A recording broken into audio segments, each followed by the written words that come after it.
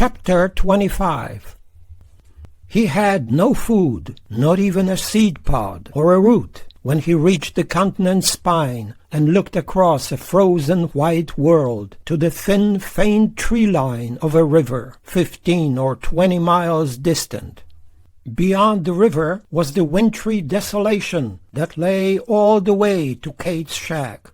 The Missouri came down from the Three Forks area, and passing through the gates of the mountains, swung to the northeast. That was Buffalo Land yonder. It was also Blackfeet Land. It would be Blackfeet Land all the way to the Musselshell. He could think of nothing to eat down there that a man could get hold of. Even the rancid marrow in the bones of dead things would be lost under the snows. Breaking off evergreen boughs, he laid a pile on the frozen snow and sat on the pile. Taking the left moccasin off, he drew the foot up across his thigh. The trouble with foot wounds was that they never got a chance to heal. In this foot he had a dozen wounds. During his hours of rest or sleep, they tried to scab over, but when he walked again, the scab softened and came off. Both feet had wounds, but it would do no good to worry about them. The mountain man didn't worry about small wounds, nor much about big ones. He could keep going for years with arrowheads in his flesh, or for months with open thigh or belly wounds. Sam's problem was food. It would be a bitter irony to escape from torture and death only to fall exhausted on the prairie and be eaten by wolves. A lot of wolves and coyotes were down there, and they were all hungry. They were all over that vast frozen whiteness, as far as a man could see, and 8,000 miles beyond that. They would follow him, hoping to chew the buckskin off him, and to eat him alive when at last he fell to rise no more. The greenhorns back east told tales of ferocious man-eating wolves that in lonely winter wastes of northern nights trailed helpless voyagers and pulled them down. But Sam knew of no attack of man by wolves, and the mountain men knew of none. The wolves would follow him and trot around him all night and all day, and when he slept they would steal up close to see if he had anything a wolf could eat. Hunger, if strong enough, might force them to attack a man. Hunger had made more heroes than courage. Sam wasn't worried about wolves or any other beast in the area before him. He was worried about food and the woman yonder in the bitter cold. Male and female created he them, the book said. And there sat the female, the scrawny gray creature whose whole soul and being was fixed on her dead children. And here sat the male, starving to death. His hunger pains were about what he thought he might have if two rough hands inside him were stretching his guts and tying them in knots. While examining his feet, he ate snow or searched the distant river line up and down for sign of smoke. In the southeast he saw what it took to be the Big Belt Mountains. He didn't think any mountain men were trapping there this winter. The Bear Paw Mountains were somewhere ahead of him, but he didn't think anyone was trapping there either. He found it strange that in a land where the Creator had put such an abundance of things to eat, there was nothing he could get his hands on. Even if he had a gun, he had seen nothing to shoot except the bear. He thought there were buffalo along the river, and possibly deer and elk. He might find a sick or wounded old bull or cow that he could outrun, and he might find some marrow bones along the banks. He had heard of men who made rabbit and bird snares, but he had nothing to make one with. Peeling off spruce bark, he rubbed the sap into his wounds and put the moccasins on. The outside pair of the 3 pairs was frayed in spots, and in spots worn through, and the second pair was frayed. If he made it, he guessed, he would show up somewhere in leather rags and tatters, 50 pounds lighter and 10 years wiser. He was on the point of rising when he decided to wash his beard. Glancing down across it, he had seen stains, and though he was not a fastidious man, he tried to be a clean one. With both hands he reached into snow under the surface crust, and then roughed the snow up and down through the hair and over his brows and forehead and over his head and around his neck. After a while he pulled the beard out from his chin and looked over it and could see no bloodstains from the dead Indian. He guessed blood must have gushed from the guard's nose, and he hadn't been aware of it at the time. With a knife he sawed the beard in two, close to his chin. The hair he cut off he left in a pile for the Blackfeet to find. He rose and started down the mountain toward the Missouri. His feet hurt, and the hands in his belly were tying knots, but otherwise he felt pretty good. He thought he could make it to the river before midnight. Down steep ravines, where there was little timber, he tobogganed on the robe, using knife and hatchet to pull him along or to break his speed. He thought snow was one of the Creator's finest works of genius, and he pitied people in hot climate who had never seen it. He had heard Windy Bill say that if there had been plenty of snow in Africa, there would be no black men with thick lips and flat noses. Bill was full of such fancies. Sam loved snow as he loved rain, winds, thunder, tempests. People who said, "I don't see how you can like snow," or "I don't see how you can like a wind," he thought unworthy to be alive. Yonder, far south of him, were the Wind River and the Wind River Mountains, and endless miles of eroded, colorful formations that winds had made. Kit Carson said that somewhere down the Colorado was an immense area of natural bridges, monuments, and stone formations that looked like old castles. For centuries, for ages, ever since the beginning, the winds had been blowing there, and they certainly were a better sculptor than Phidias. No matter where a man went, from the marvels in the Black Hills to the granite faces of the Tetons, from the Yellowstone's canyon to that of the Snake and the Green and the Colorado, a man saw the wonderful Parthenons that winds and water had made. "Ya don't like it?" Bear Paws Meek had said to a greenhorn, sneering at the Tetons. "Wall, now, I don't s'pect the Almighty cares too much for you either. So why don't you go back to your ma?" Down from the mountains, Sam stood on the white plains, looking through cold winter haze at the line of the river.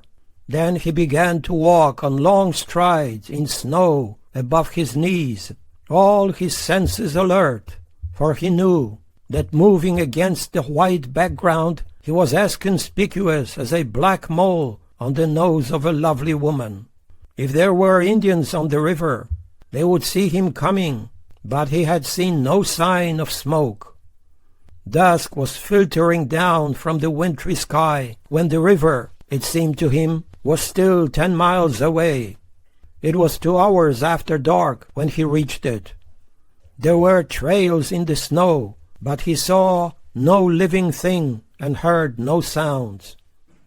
Here and there along the water's edge he found bones, and choosing a couple of thigh bones and pieces from a neck, he sat hidden near river brush, while with sharpened green stick he dug marrow out. With tongue and lips he sucked the marrow off the stick. It was worse than rancid. It tasted like extreme old age, decay, and death, but it was food of a kind. It would help him to keep moving. After eating marrow until he was sickened, he searched in river brush for wild rose and gooseberry, serviceberry, and currant. He found hips and a few berries still clinging, and with a handful of them he returned to the bones. The pulpy rose pods had always tasted to him like old wood. He mixed them and a few withered currants and service berries with a marrow paste and devoured the nauseous mess, cheering himself with stories of men who had lived for days on such fare as this.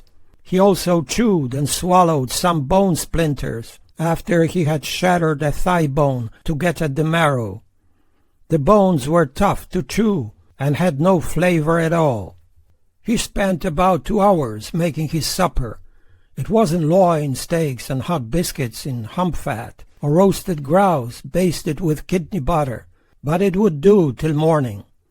After eating, he bound together pieces of driftwood with tough berry vines. With his weapons wrapped in his robe and a long pole in his grasp, he shoved the raft out into the current, and on reaching mid-channel lay on his belly, chin on his forearms, to survey the moving scene before him. Though he knew that he might starve or freeze to death or again be captured, he couldn't put away his insatiable delight in the astonishing world, from the majestic Cordilleras to the smallest pouting mud-pot. Under him was a marvelous panorama of color and light. The water on the bottom all the way across the river had been freezing, and the ice formations down in the depths were catching the light of a full moon and making patterns like some he had seen in caverns in the Black Hills. Because the current was bearing him north at about half a mile an hour, the scenes under him, though similar, were never the same. When with the pole he moved his craft toward the eastern bank and came to a deep and gently swirling eddy, he saw 3 or 4 feet under him a multitude of what mountain men called suckers, a species of whitefish with absurd little round mouths that puckered and pouted as they breathed. If only he had a dozen of them and his steel and flint to make a fire, what a feast he would have! An hour later he stood on the east bank and looked east. Judith River and mountains were somewhere ahead of him, but he could see no sign of them in the prairie night. For 150 miles there might be nothing except the wolves trailing him. A well-armed man, well-provisioned, with a couple of warm robes, might not have hesitated to undertake such a journey, even in below-zero temperatures, but one thinly clad, with one robe, and no food, and no way to get food, would surely die on the way. The mountain man would have said that for even if he could walk 30 miles a day without food, it would take him at least 5 days to reach the mussel shell. These were Sam's thoughts as he crawled under a snow-laden shelter of willows to wait for the morning. He didn't dare fall asleep. When daylight came at last, gray and bitter cold, he searched up and down the river bank. There was nothing to eat but the sickening old marrow, a few rose hips, shriveled currants on their vine. He drank a quart of river water, and he looked into the southeast. "Sam," he said, speaking aloud, "here's where we find out if you're a man or boy." He knew the words were pure bravado. He had no reason to think he could cross that vast wide distance, but there was no choice except to float down the river and be captured again. After he had walked a mile, he stood on a hilltop in the white waste, a hairy giant in tawny buckskin, a robe over his left shoulder, a useless knife in one hand, and a useless hatchet in the other.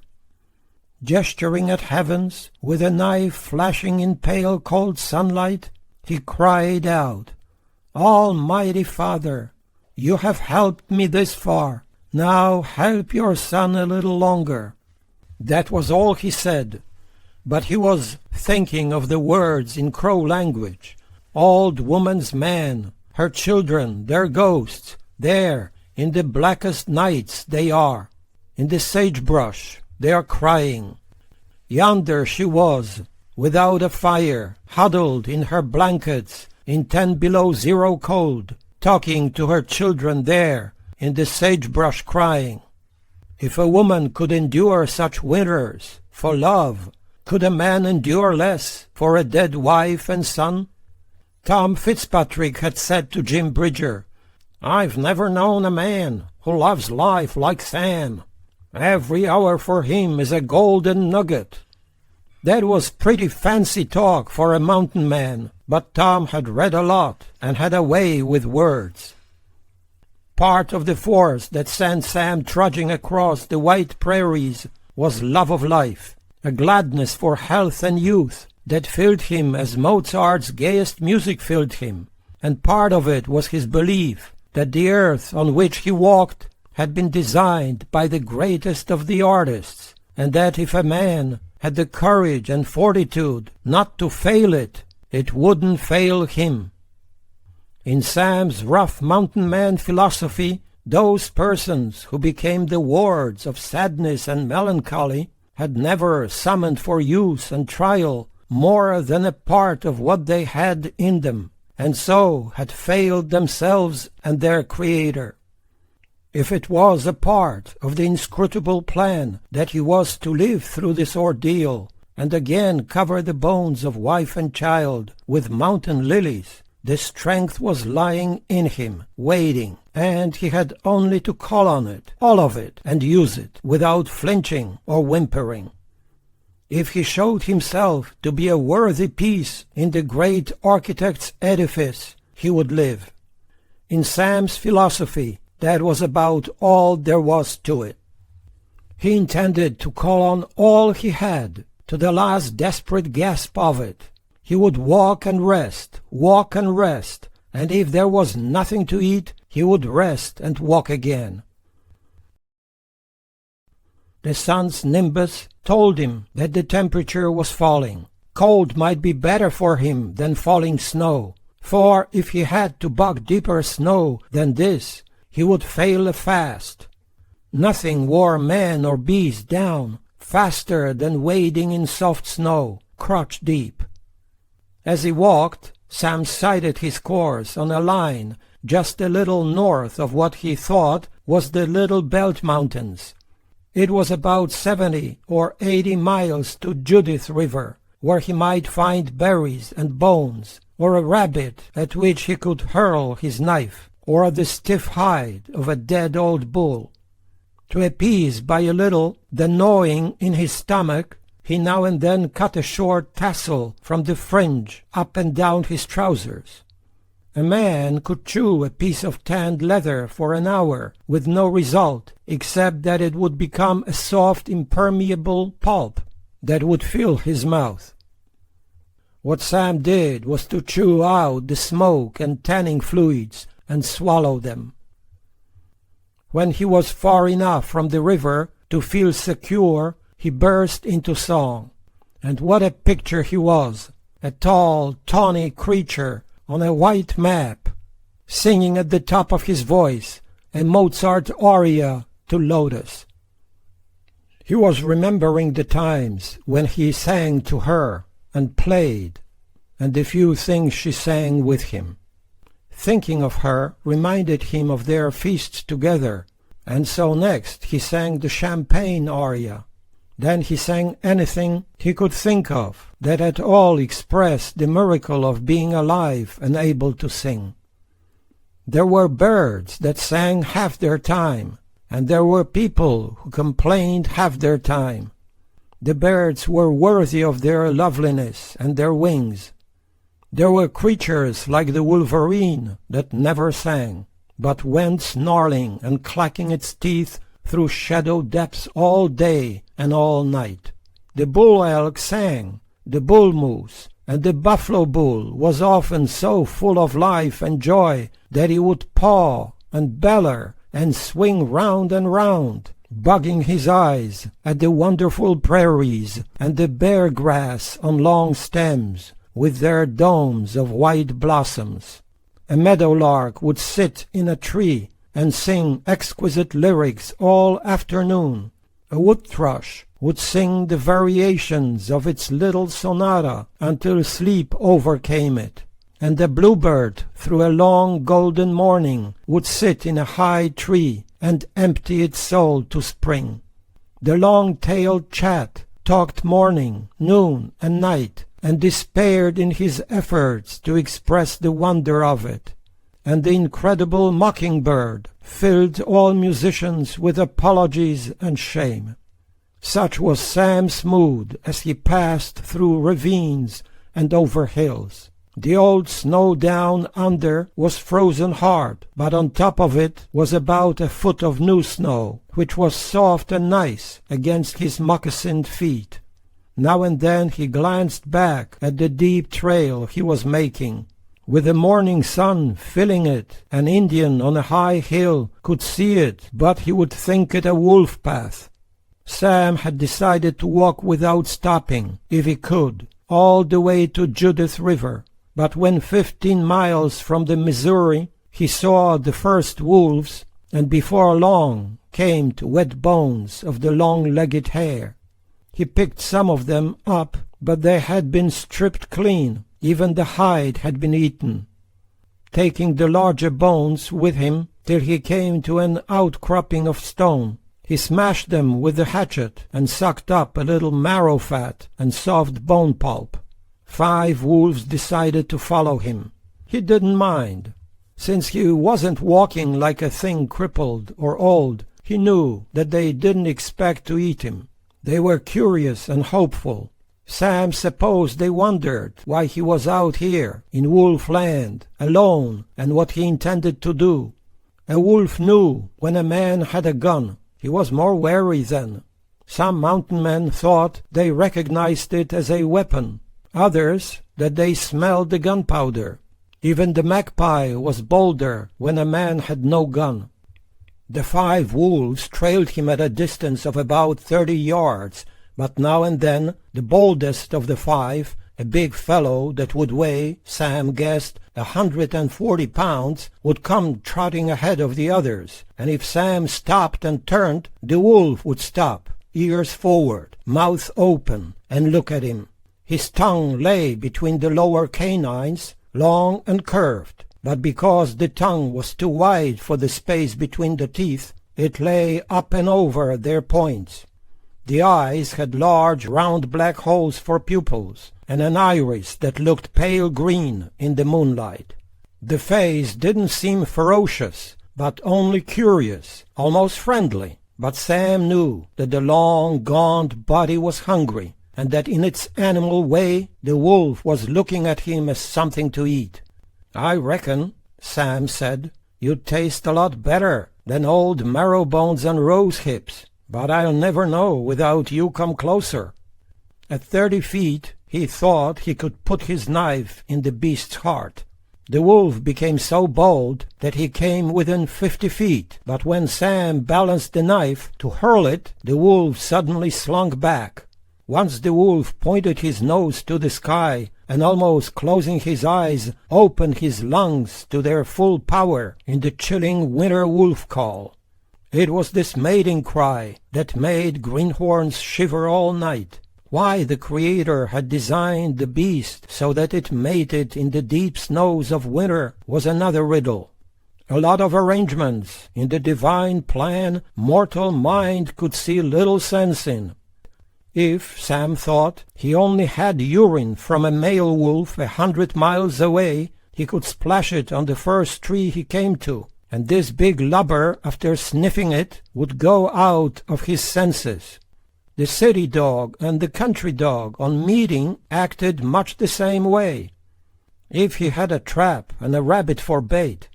But if he had a rabbit, he wouldn't be thinking of wolf meat for supper.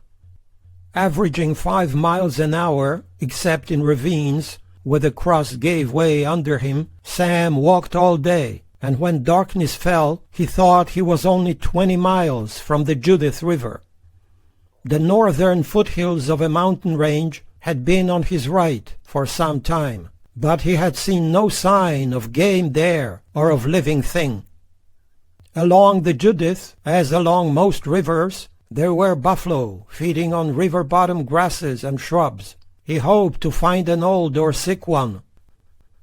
Numbed by fatigue and hunger, he kept walking. 2 hours after dark, 3, 4, he was still walking, with 5 wolves trotting along behind him. Then he came to the river, and the first thing he did was to find an open place and lie on his belly and drink. With night the cold had deepened, and the frost was burning his ears. He searched up and down the river till he found a shelter he could crawl under, and with a hatchet he dug into the earth deeper than the winter chill, making a coffin area large enough to house him. He was protected by dense snow-laden brush on all sides but the riverside. He had hoped to sleep, but after curling up in the robe, he found the earth so cold and the air above him so bitter that he sat up and considered his problem. Without food, he might walk another 2 or 3 days, but he doubted that he could do it without both food and sleep. The thought then seemed to him so cowardly and shameful that he tried to put it away, and while making an effort to do this, it occurred to him that he ought to laugh. Wondering what he could laugh at, he thought of the 57 braves rushing round and round like big red ants or wasps whose house had been destroyed. So he exploded a shout that could have been heard a mile up or down the river, and then burst into song. Hey, get along, Sammy. Hey, get along, Sam along Joe, Sam along Joe. Had Hugh Grass ever laughed while crawling the 100 miles? Or Coulter, as he slunk through the night, stark naked, starved, his feet soled with cactus needles? There now rose before him, as he shivered, a vivid picture of the Indians. A brave had come with a second drink for the guard, and had seen him lying there, dead, with eyes and tongue choked half out of him. Shrieking, he had run to the chief, and half drunk and stuffed with half-cooked elk meat, the red man had rushed to the tent to stare with amazement at one of their most valiant. Then all hell had broken loose. The Indian camp must have been like an ant-hill after squaws build a fire around it. What odors of stinking war paint, fire smoke, rum, howling dogs, and rage, and what yells of fury and frustration, what wild barking from the dogs, what terrified snortings and whinnying from the horses, and then what a bedlam as 57 men, clutching their guns and tomahawks, ran back and forth, east, west, north, their senses fogged with rum, and their black eyes turning yellow. Sam's idea of the scene warmed him a little. When this old woman, she torst him come, he went jumping. Sam could imagine the chief's eyes almost down on his cheeks when, bending over in the dim light of the tepee, he could no longer doubt that the terror had killed a mighty warrior with his bare hands. Sam snorted and chuckled and shivered. He was warming his body and warming his soul. "Me and the chief," he said, wiping a tear away, "we'll have a hugging match come next summer." He stood up and for a third or fourth time wrapped the rope around him, tugging at it as if by tugging he could stretch it, but it would reach only from his chin to his knees. Doing the best he could with it, he lay again in the coffin hole, knife and hatchet within reach, both hands clutching the edges of the robe to hold them together. It was his lower legs and feet that felt coldest. Trying again, he lay on bare earth, on his left side, brought his knees up, and spread the robe over him, with the back edge tucked under his back and rump, and the front edge under his knees and hands. And though the temperature was 15 below, Sam fell asleep, with 5 wolves crawling close to smell him. The wolves were bivouacked and waiting when Sam awakened 4 hours later, chilled through and so stiff that the only thing he could move was his head. There was no sensation in his hands or legs, and it was only with a supreme effort that he was able at last to sit up. The hunger pangs in him were as sharp as knife points when he crawled out of the shelter and rose like a huge animated corpse to his feet. As he flailed himself to drive blood through him, he sensed that during sleep he had come close to freezing to death. Looking east into the grey morning, he wondered how it was with Kate. For a few minutes he tried to quiet his violent shivering and think of things that would give him strength. There were mountain flowers, the mariposa, caltha, and alpine lilies, the windflowers and violets and poppies, columbines and paint-brushes, and whole mountainsides of syringa. It had seemed to him in times past that the loveliest flowers and the sweetest musical themes were but two aspects of the same grace. But now the relationship seemed a bit strained. He tried to hum a Schubert song while telling himself that when spring came he would climb to the snowbanks and gather an armful of lilies to lay over the bones of his wife and son. His muscular spasms were so strong that he began to pinch and smite himself, and fling his arms wildly and jump up and down, and 200 feet away 5 wolves sat on their haunches and looked at him. Chapter 26. An hour later he looked down the Judith River, which was north, and wondered if it would be safe to ride a raft down it to the Missouri, and then down the Missouri to the Musselshell. He knew it was a stupid thought, and he took it to mean that his mind was failing.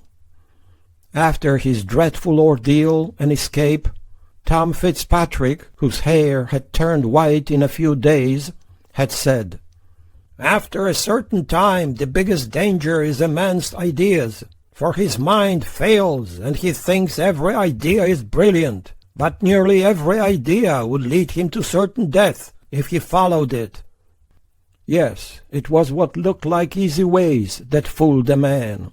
So Sam looked straight east and told himself to get along, that it was less than 100 miles to Kate's door. There was a stiff wind from the north this morning. The lands between him and Kate's shack were the winter hunting grounds of the blizzards down from Canada. Though feeling terribly weak, Sam thought he could cover the distance in 2 days and 2 nights, if the winds didn't put him down. It was the kind of land the Creator used to test his boldest children. Job he had tested one way, Sam Minard he was testing in another. The greenhorns and the other weaklings, with soft useless hands, flabby bellies, and timid fawning ways, he tested by allowing them to walk 2 blocks to a trolley, or to fish in a hole on a pleasant stream. Sam accepted the test and resolved to survive it, but he knew that it was a test more severe than he had ever faced, with its cold and hunger and the blizzards in which any mountain man on earth could lose his way. Somewhere yonder, in the frosty early morning haze, was Judith Mountain, and somewhere beyond it was Wild Horses Lake. Not far from the lake was a sizable creek that flowed into the Musselshell. If he could see these landmarks, he could find his way, even though the sun was hidden day and night. The river before him was frozen about 1/4 of the way across on either side. Sam had to find and drag across the ice pieces of log for a raft. It was when he moved to pick up the end of a log that he knew, with a pang of dismay, not only that a good deal of his strength had left him, but that merely to lift 60 or 80 pounds drove sharp pains all through him. He hadn't realized that he was so weak. He spent 2 hours getting enough timber to the edge to carry him, and it was almost noon when he reached the farther side. It was so cold this morning that the steel of hatchet and knife burned his flesh. Deciding that he wouldn't need the hatchet, he buried it at the root of a tree. But after he had gone a little distance, he turned to look back, and began to tremble, as though he were taking farewell of a living thing. He became conscious of a wish to return to it, and to take his mind off it, he stared at the 5 wolves across the river. Then he faced the east and began to walk. For the first 10 miles it was easy walking. As he trudged along, trying to ignore the pains in nerves, muscles, and bones, there was around him only the white, blinding waste, for it was blinding, even though the sun was hazed over. There was a sharp, burning wind on his left, and after a while his face was so numbed by cold that there was little feeling in it. Having no mittens, he had to keep rubbing his hands or striking them against him. But it was his feet that gave him the most trouble.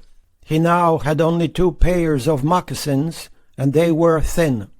He wondered if he ought to wrap a piece of the robe around each foot. What he did from time to time was to fold the robe and sit on it, and take the moccasins off.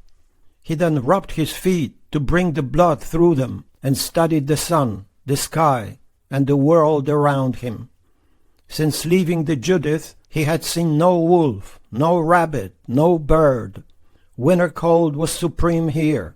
He thought the temperature was about 15 below zero, and falling. If it reached 40 below, could he keep going? Of course he would keep going. When he walked again, he hung the rope over his head and down on the left side. But the wind made such frenzied efforts to tear it away that he again carried it in his arms, with his numbed hands inside it. Would Kate have a fire, or would he find her dead?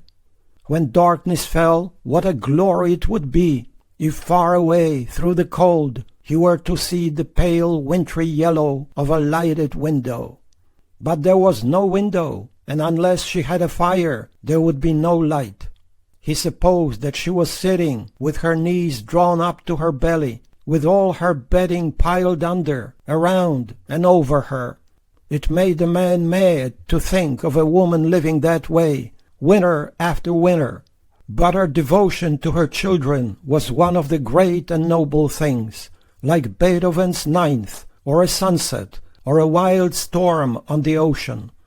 He looked up at the frozen sky and wondered what the Almighty thought of Kate. She was all grit and a yard wide. What a mountain man she would have made! Sam could guess the hour by the paler patch of sky where the sun was hidden. It was 1 o'clock, then 3, then 5, and dusk again closed in, and cold more bitter. He felt that he was not walking fast or getting far.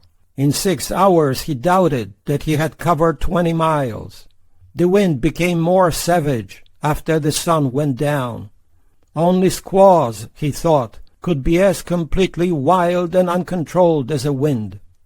It was absolute raving lunacy all around him, something sent by the English down from Canada to terrorize and desolate American land. It came shrieking and howling across the Missouri, and then swept across the wastes, gathering madness and violence as the night deepened. And with his emotions as close to panic as they had ever been, Sam sat, his back to the winds, the robe over his back, and wondered what he could do. Job had been tested with afflictions that became harder and harder to bear, until the goaded and tortured man had cried out that he could endure no more. But he had endured more. Sam grimly told himself that he was being tested with one of the mightiest winds from the Creator's wind chamber. He would do all that a man could do, and then do more. There in the deep night he sat, with the winds howling against him, their Canada cold pouring over him like an atmosphere of ice. He still knew which way was east. He would rise and go again. He would walk as long as he knew the direction and could lift his feet. and then he would make mittens of the robe, and he would crawl. If he lost the direction, he would stop and dig in for the night, and in the morning he would crawl again. The sky above him was only an ocean of swift winds, with not a hint of moon or stars. The world around him was riven by forces that only the strongest could stand against. Bending to the left and into it, he went on, the knife inside a fold of robe, and one hand clasping its handle, his feet numbed, his face turned to the right and away from the driving insanity of the blizzard, his half-frozen legs stepping forward, on and on. Until the wind changed, he would know which way was east. But blizzards had a way of becoming cyclonic vortexes in which all directions were lost.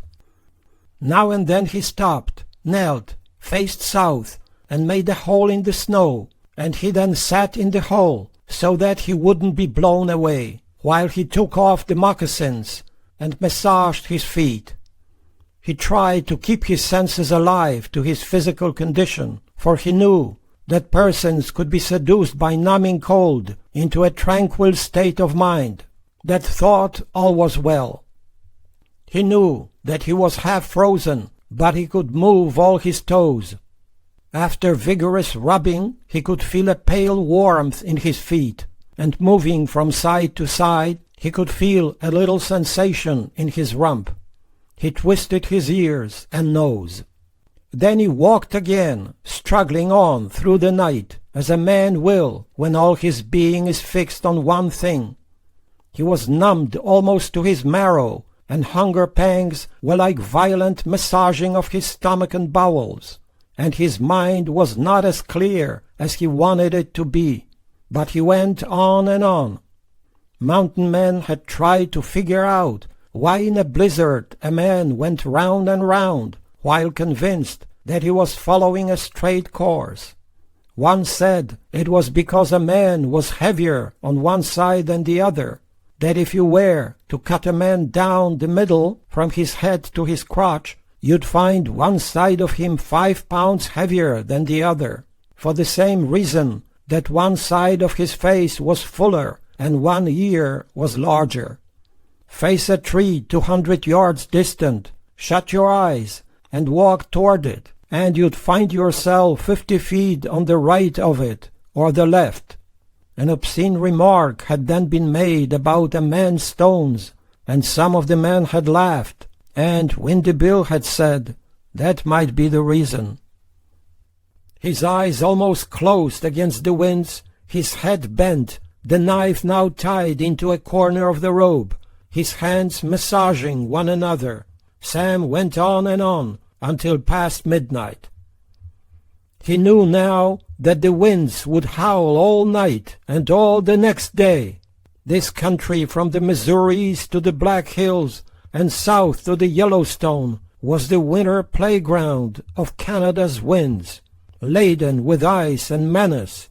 They came like tumultuous oceans of zero breath, down from the great northern mountains, and after shrieking over this broad desolation, they swept up the Elk basins, between the Bitterroot and the Bighorns, and the Bighorns and the Black Hills, and roared all the way south to the Sangre de Cristo, the great sand dunes, and the San Juans.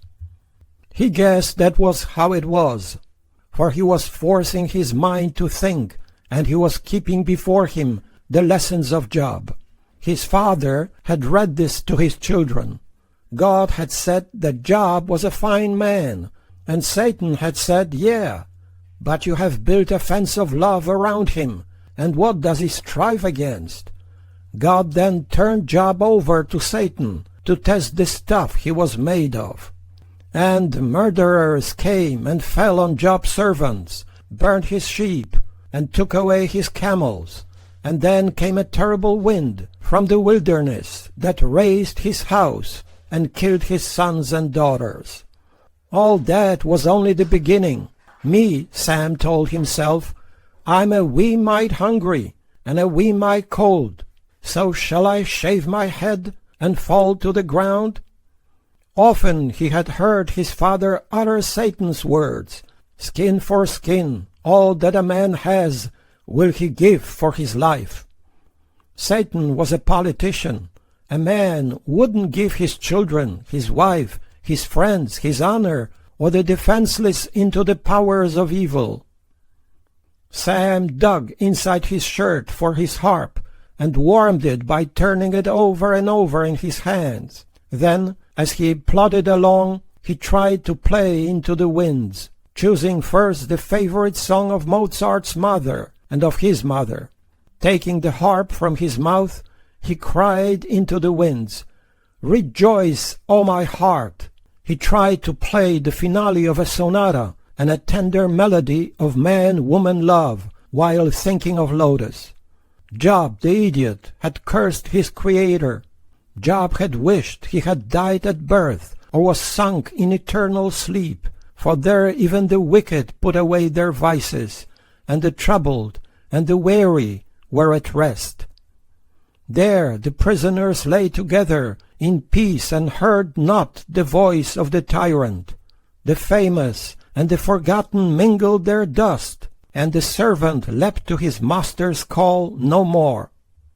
How his father had loved to declaim the bold words Sam heard in the winds. For wrath killeth the foolish man, and envy slayeth the silly one. Poor old Job! He was so tormented that he longed only for death. Oh, that God would loose his hand and cut me off. For the first time in his life, Sam had an inkling of what Job's cries meant, for as he staggered forward, sick with hunger and weakness and frozen to his marrow, he found himself thinking that rest was supreme among the good things of life. He sensed the warning in time. His first act was to try to look round him, but he could see only the wild grey terror sweeping by. He might be 20 feet from trees or miles. Possibly before him there was a deep sheltered cove, full of the soft spillings from the winds. He sank to his haunches, swept the new snow away, and with a knife cut a round lid in the frozen crust. He lifted it away and plunged his arm down, and almost wept with joy when he realized that the snow here was deep. Reaching down, he pushed it back under the crust, or scooped it out, until he could enter the hole, feet first. He pulled the robe after him. Then he kicked and beat at the soft snow under the crust to force it back and away, so that he could draw down out of the wind. He thought he must be in a ravine or in a drift against trees or a bluff. On his knees he kept pushing the snow away from him and back. It seemed amazingly warm down under the crust, but he was so sunk in weariness that he didn't know his labor had made his blood race. The earth under him was not frozen. This meant that a good cover of snow had fallen and remained before the first hard frost. Clearing away the snow so that he could spread the robe, he sat on it, took off the moccasins, and massaged his ankles and feet. He was exhausted, but he hadn't admitted it. More than anything else, he wanted sleep, but he knew that if he were to fall asleep, he would never awaken. While dimly thinking of the matter, he sensed that staying awake would demand more than an effort of his will. Overhead, he could hear the rushing of winds at 50 or 60 miles an hour, and when he put an ear to the earth, he could still hear them, as if they were underground. They weren't carrying much snow, but they were filling the hole. After a while it seemed almost cozy where he sat, for no breath of wind touched him. If only he had 4 warm robes, he would sleep for a day and a night, and then walk to Kate's shack in a few minutes. For a while he had felt warmer, but actually it was below 0 where he sat, and slowly he was filled with chills. He had dreadful cramps in his belly. When with massaging he tried to ease them, they became so severe that he almost cried out. He ate a handful of snow, and it filled him with nausea. Reaching back under snow, he tried to find grass, dead bugs, or anything he could chew and swallow, but there was only the soil. He cut off a buckskin fringe and began to chew it, and at once doubled over, trying to vomit. He told himself he should think of the men of whom it had been said that they had lived for weeks on the stiff old hides of dead wolves, or who lived for days on nothing but grass. He guessed he would just have to massage the numbed parts of him, think of job, stay awake, and wait for daylight. He would also think of Kate. She wasn't far from him now, no more than 30 miles or 20. Staying awake was the hardest thing he had ever tried to do. What a tyrant it was when the body wanted rest. When twice he almost reached the point of no return, he knew that he would have to set up a better watchdog. While he sat, swaying a little, his head had imperceptibly sunk, and his eyes, in the same slow, treacherous way, had almost closed, until it had been only with a feeble glimmer of awareness that he caught himself. He tried to devise a plan whereby, if he fell asleep, he would sink on the point of the knife. Turning to hands and knees, he told himself that no man could sleep in that position, that if he were to fall to his belly, he would awaken. But that proved to be no good either. The only way he could think of, in which he had any confidence, was to count to 20, over and over, and record each 20. For a while he plopped a piece of snow into his mouth after uttering the word 20, and he thought he was doing all right until, with a start, he came awake and realized that the last word he had spoken was 17. Convinced that he was pampering himself, he resolved on sterner measures. He began to smite and pinch himself, and to yank at his nose and ears. All this he had to abandon. The massaging and pinching filled him with a warmth that was almost the same as sleep. "Doggone it, Sam," he said aloud. "If you can't stay awake, then get up and go." He thrust up through the snow that had been blown into the hole and stood up, head and shoulders in the wind. He could see no sign of daylight. The wind seemed to be rushing by in even greater haste, and he doubted that he could stand in them. To punish himself for being such a sleepy lubber, he turned his head from side to side, so that the air, filled with frozen crystals, could smite and sting all over his face. Then he sank back under the shelter. He was never to know how he survived this night and the next forenoon. His mind was no longer clear when at last he tested the winds and decided to go. With a robe around his back and the edges tucked in around his hands, he pointed his haggard face into the east, bent forward, and walked again. He now moved more like a robot than a man. The winds had abated a little. A pale nimbus of light was halfway up the southern sky, and he could see sometimes for 100 yards, sometimes for half a mile. For 7 hours he walked, pausing only 4 times to massage his feet, and at last he stood swaying in almost utter exhaustion, and looked at a snow-laden river line, and knew that it was the Muscle Shell.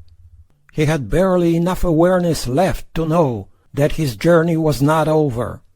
He would have to cross the river. Somehow he would have to determine if he was north or south of Kate's shack, and he knew that he would have to keep in the forefront of his mind the hard and merciless fact that when a person found his dreadful ordeal almost over, his tendency was to relax his efforts, to let go of what remained of his strength. He tried to hum the Ave Maria while searching round him for pieces of wood for a raft. He tried to think of a story to lift his spirit, and recalled one that Bill had told about wolves. A big pack of wolves was running around campfires after dark, snapping their teeth and moving in a foot or two every time they circled the camp. At last, exploding at them in profane rage, Lost Scalp Dan had rushed at them with long knives, only to see the wolf nearest him leap to his hind legs, shed his wolf clothing, and vanish into the darkness. Before Dan could recover from amazement, all the wolves had jumped up and fled. Sam tried to laugh at the old Indian trick, but it didn't seem to be funny now, nor could he think of anything funny as he set his teeth on the weariness and pain and dragged chunk of wood to the edge of the river ice. The Ave Maria didn't sound like a prayer anymore. He found berry vines to bind the logs, and he got across the river, but he would never know how he did it.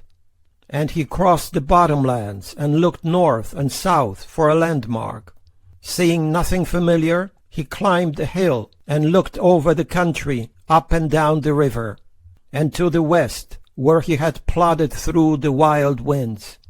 He felt pretty sure that Kate was north of him, and after he had walked a mile, he knew that she was. After 2 more miles and 2 hours, and the coming of the night, he looked up the hill at her cold, snow-covered shack. In this moment, when convinced that he was looking at it, that it was no mirage or apparition, he was overwhelmed by sudden and awful weakness. In spite of all he could do, he sank to the earth and began to weep.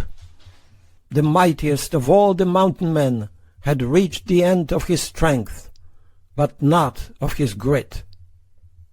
He began to crawl on hands and knees toward her door. His escape from the Blackfeet and his long journey without food through deep cold and blizzards was to become one of the legends of the mountain men, along with Tom Fitzpatrick's, Coulter's, and Glass's. "He done it! He surely did!" Windy Bill would say 100 times around the campfires.